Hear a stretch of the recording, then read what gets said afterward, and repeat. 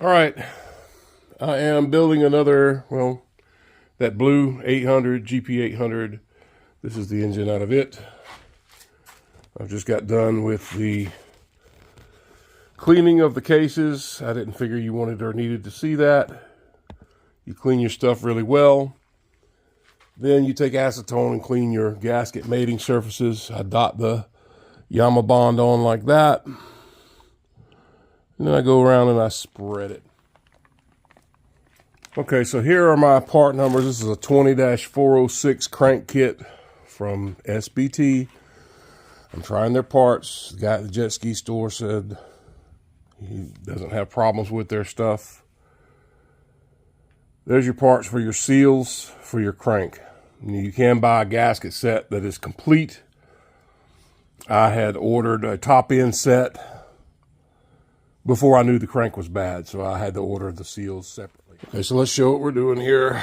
Getting our seals ready. Mark also told me you don't have to put grease in the end of the bearing like I was doing. Like I did with my, because the two-stroke oil mixed with fuel will lube that. But you've got these you do need to lube. They'll stick together better that way. But you'll notice, so this one's got tabs that stick out. So that's your outer one. That's going to stick out like that. And then you've got a flat, the two flat sides go together. Just put some grease. Boom. They stick together. Put you some grease in here in this lip. And then put it on. Put it on your crankshaft. It's a good tight fit. There we go. And then the front seal. Obvious which way it goes when you go to put this on. So there you go. Well, I guess some of you wouldn't. We would say it isn't obvious, but if you put it on wrong, it won't line up in this lip right here where it rides, and you'll just take it and have to flip it. Well, actually, with this one also, see how they stuck the little nubby things? I can get it to close in on that. Right there. They've got little bumps on it as well. So that's going to face out. Lube this one up as well.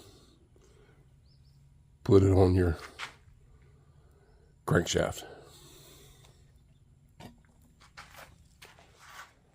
All right, so we're getting this together. Crankshaft has the seals on each end. Now remember, when you're going in with this, see these little notches? All your bearings have a little roll pin sticking on them, and they ride in those notches. This is the top half of a case on the Yamaha. So when you set the crankshaft, make sure all your notches are sticking up, and you can rotate them over to the side they need to be on when you get it together. And it looks like, see, that case calf just folds right over onto that. So all the notches will be over on that side. See these little things, you got to rotate those until they're up. You want them all up. You don't want to ding up your case. You're going in with these. All right, they're all up now. Now I'll set down. And I'm making sure that all of my seals are lining up in their grooves as I'm setting that. This one's off a little. Let's see. Pull that. I want that seal riding in its groove.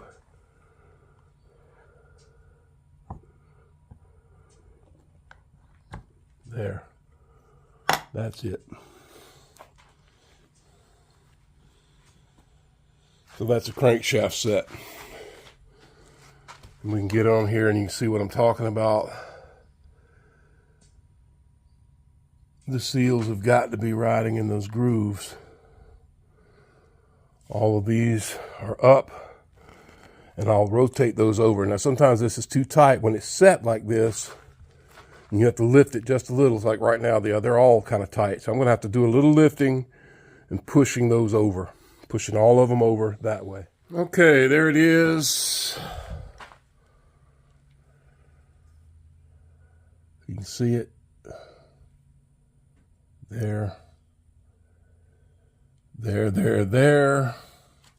and there. All of them are over now. I can put my two case halves together. My seals look good.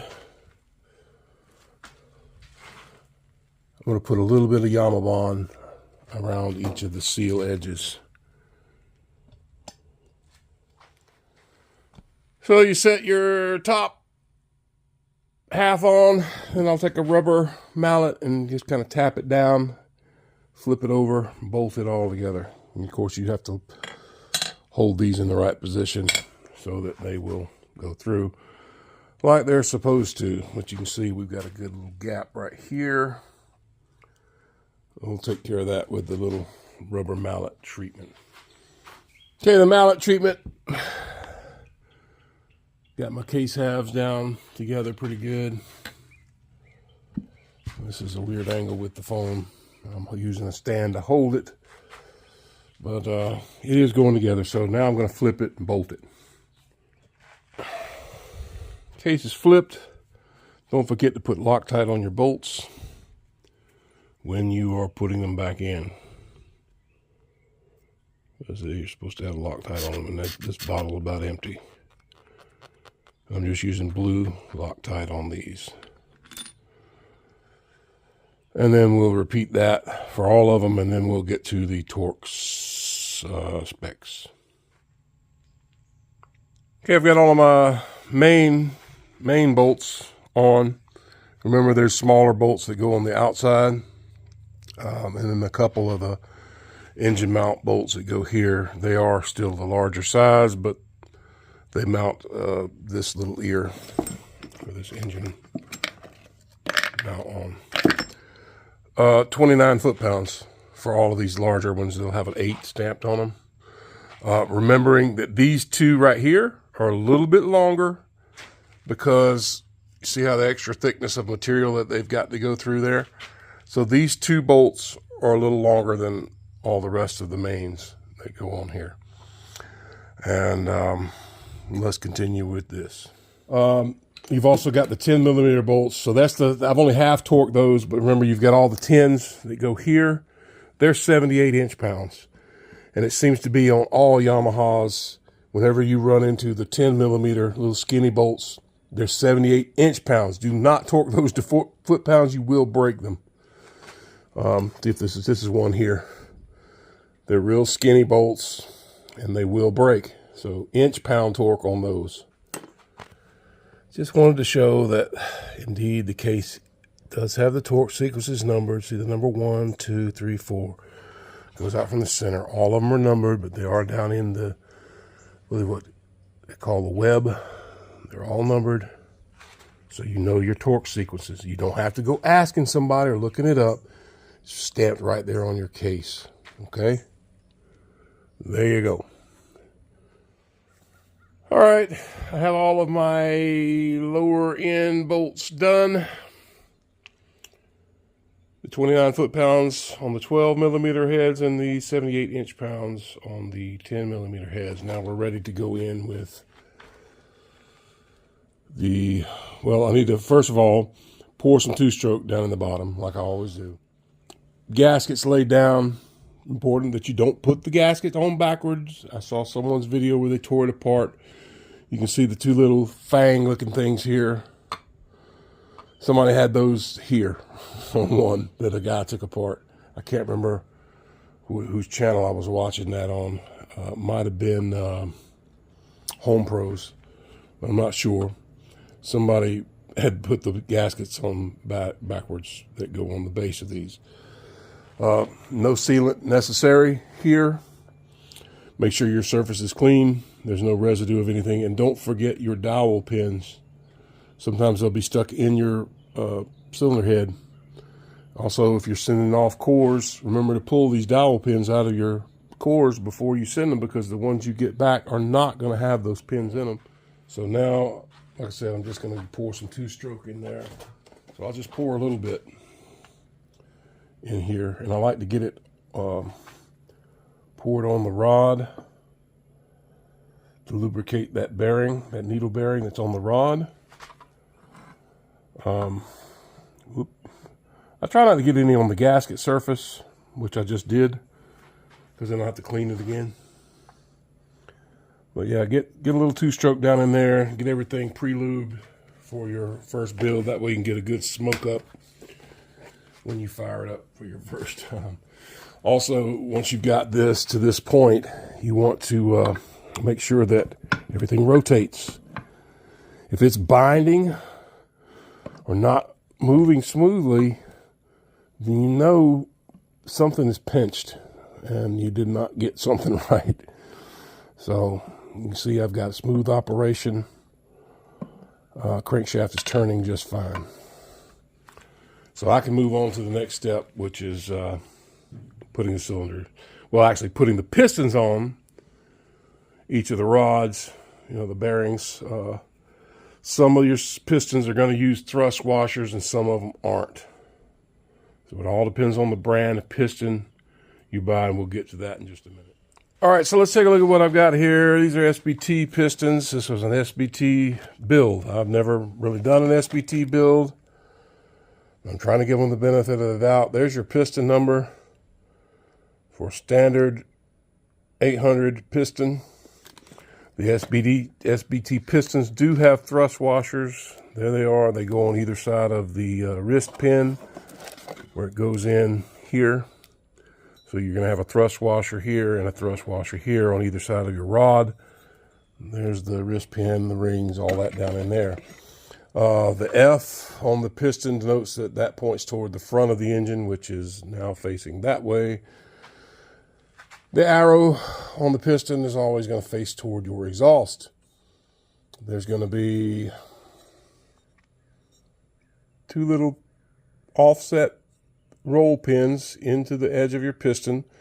That's where the open part of your rings meet together and pinch together.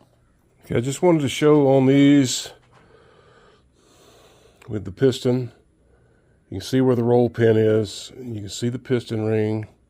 If I can get it to focus. See the angles? All right, so that's the way I want to install this. If I put it on this way, it's upside down, because look at where your space that pinches together is going to be under that. So this would be upside down. If I can get it to focus again. Because I want it to pinch together underneath the roll pin. So this is the proper way to install this piston ring. So those sloped edges go under that pin, and it doesn't matter which one goes where. These rings are identical, okay? But just make sure you don't put them on upside down. If you do that, it's probably going to wear a groove in the side of your piston or cylinder. You will see when you get it in, you squeeze this together, that it will pinch together underneath that when it's compressed. If it stays stuck out all the time, you know you did it wrong. Of course, when you're putting these together, these things can shift and go around that like that. So you got to be careful. Always have them lined up when you're going to squeeze together. You don't want them like this when you're putting the cylinder down on top of here. You want it like that for each one. And you got to make sure both are lined up. It's pretty easy to do with a Yamaha. A little more difficult to do with a Kawasaki. Once again, let's see, this circlip is in. I don't know if you can see it, but the opening, these circlips have an opening. You want that opening in the 12 o'clock position when you install it in here. This is your relief, so you can get your little screwdriver to pop those circlips out when you're taking the pistons off. Just have them in the 12 o'clock position when you build your engine, like that, straight up and down. The C facing up. All right, let's see if I can get this on video. Don't know that I've ever videoed this part live, what I'm doing here. I've staged my circlip on the one side of that one piston, and I've lubed up my bearing. It's in there. So I get this ready to go.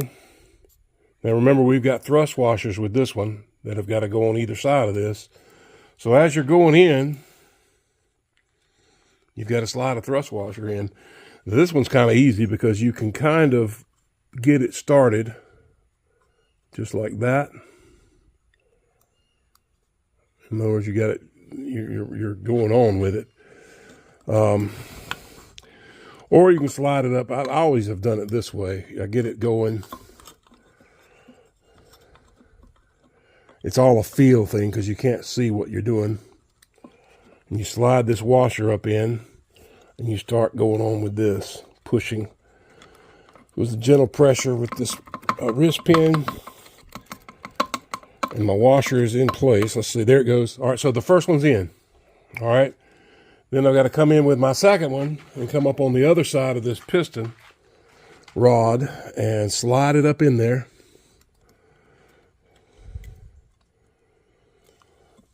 And push.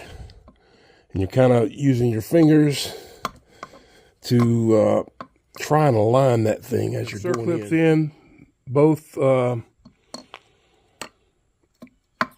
thrust washers are in. Like I say, you want to make sure your piston's in the correct position. Arrow pointing toward the exhaust. Here's all your intake, so you know it's pointing in the correct direction. Toward the front of the engine. That's the front. We're good. If you install your piston backwards, your rings are going to tear up very quickly because they're going to catch on the transfer ports as it's going up and down. It's going to tear it all to pieces. So you will not last very long if you install these improperly. Okay, one of the things I always do when I get these, because it even happened on this one, you'll think the circlip's seated all the way and it isn't. So you go back with a flashlight and check your circlips. Make sure they are 100% seated. Push on them. Get your little screwdriver. Use your fingernail. Use something. Make sure your circlips are seated all the way. If it isn't, it'll come out when the engine is running and your engine's going to come apart on you. Okay, so here's the number, part number, SBT top end gasket set for an 800. I'm going in to get these gaskets out and set them in there. Okay, before I go in with my gaskets, I'm putting my 4 dowels in.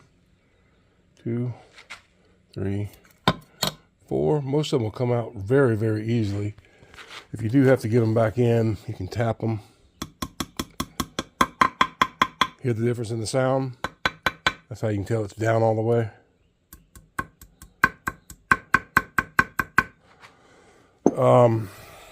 Got my 4 dowels in because the new cylinders don't come with them. Also, that will help you get your gasket lined up properly as the dowel pins fit in a hole on the gasket. There you go. See my little fangs sticking down. And then over here, it goes like this.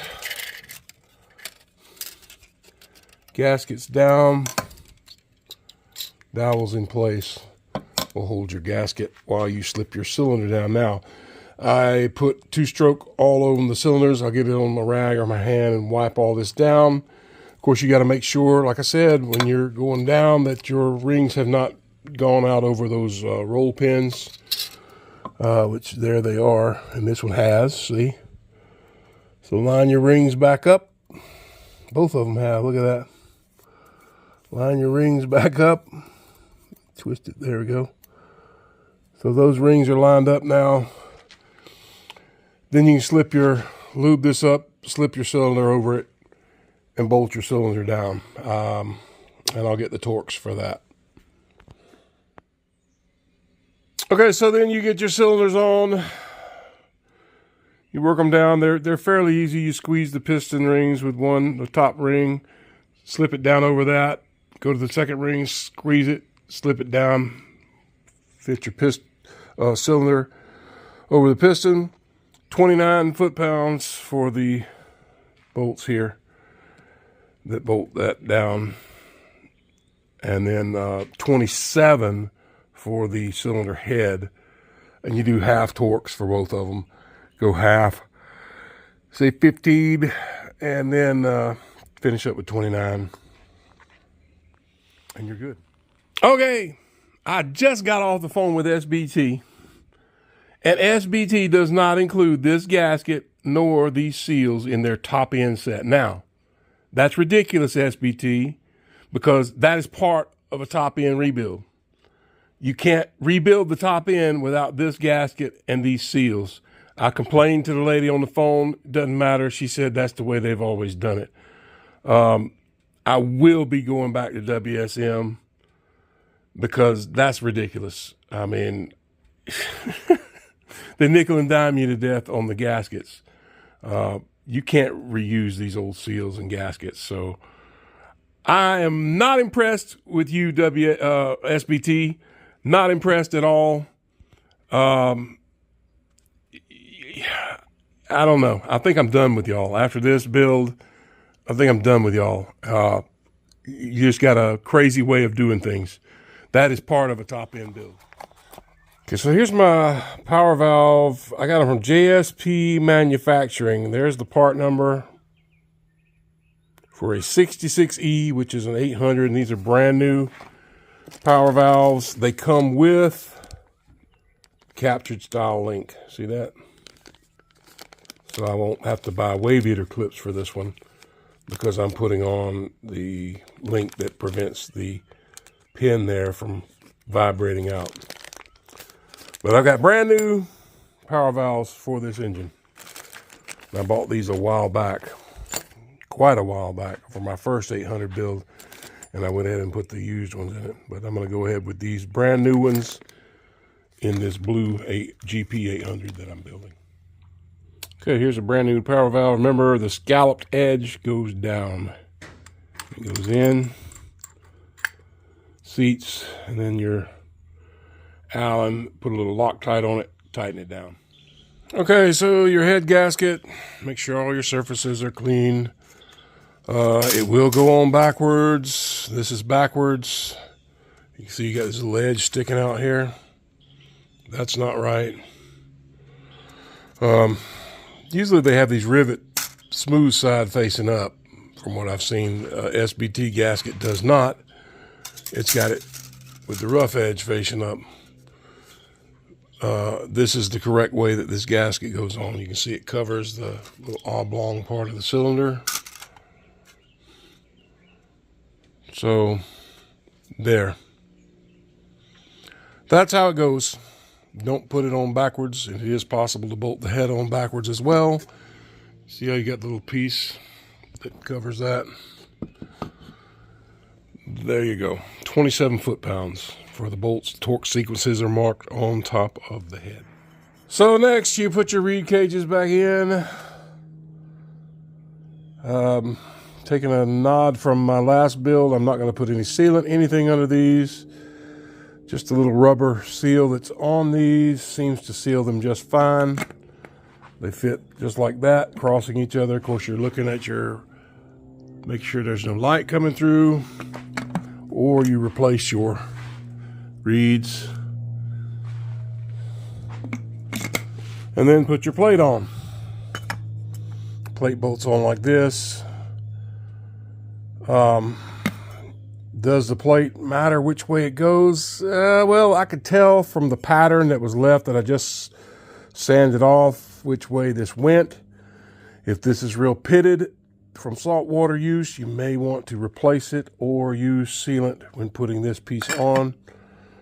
There are two pins, long pins that go here. This ski only had one, if I remember correctly, when I pulled it apart. Dowel pins. Let's see if I can find one of them. They're long. They're really long. See, like this.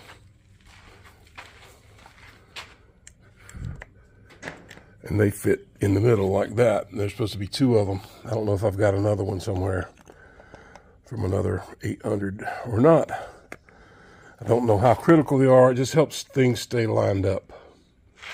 And I think the carburetor itself goes down over that. Helps you line your carburetor up a little bit.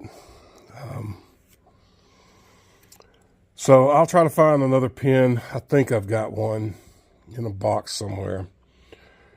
But that is reed cages, then your metal plate, bolt that on. And you can use some freeze plugs or something to put in there and test this for air leaks. Okay, this plate is on, 78 inch-pounds for these 10 millimeters. And that's it. 5 on each side. These 2 angles, that's where your carburetor bolts on, and then there's 2 more here where the carburetor bolts on. And that's the other slot for the other one of these. Supposed to be 2 of those.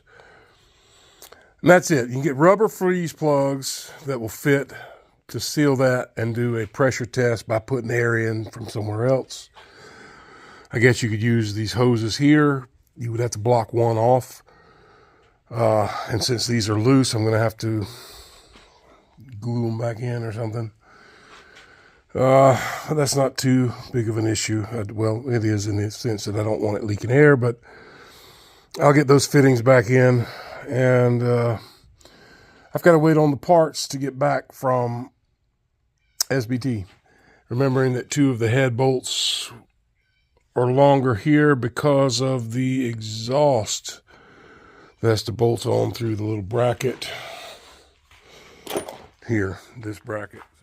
All right, I'm getting the 800 together. The bracket with the 2 long bolts goes in the front of the engine with this facing the exhaust side because your exhaust bolts up to this. So I do need to make sure I don't have that upside down, which I think I do, because I think that's got to face up. Now, one way I can find out, I have another 800 sitting outside. So yeah, this can easily be put on upside down, and that doesn't look right. I think the bolt should be facing up where it's bolting into it. Yeah, here's my other 800. Well, it's just mildewing sitting out here. That bracket's got to be, that bolt hole's got to face up.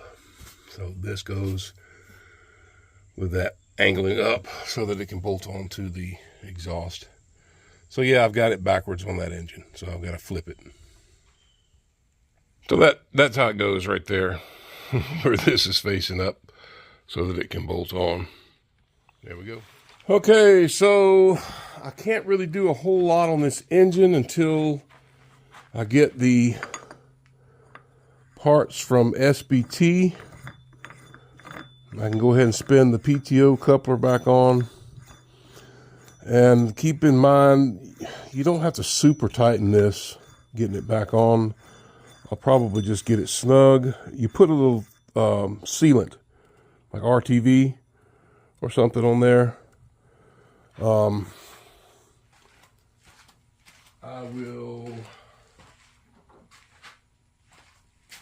don't really have to get, in other words, you don't have to take an impact wrench and the coupler tool to put it back on. I can take a block of wood like this, rubber hammer. That's good right there. It's the thing spins in the direction of tightening, so it's not going to loosen up as the jet ski or wave runner runs. So that's not something that you're going to have to worry about too much. Little RTV on the threads, run it on. I guess you could probably use blue Loctite. But the manual calls for RTV, like silicone, just some sort of silicone. Put it on there and call it good. I need to do a pressure test on my block. I can't do that until the parts come back from SBT.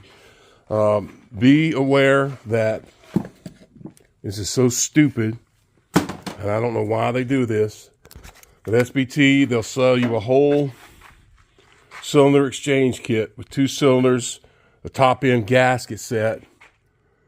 It has all the gaskets, but it doesn't come with these, and it doesn't come with these.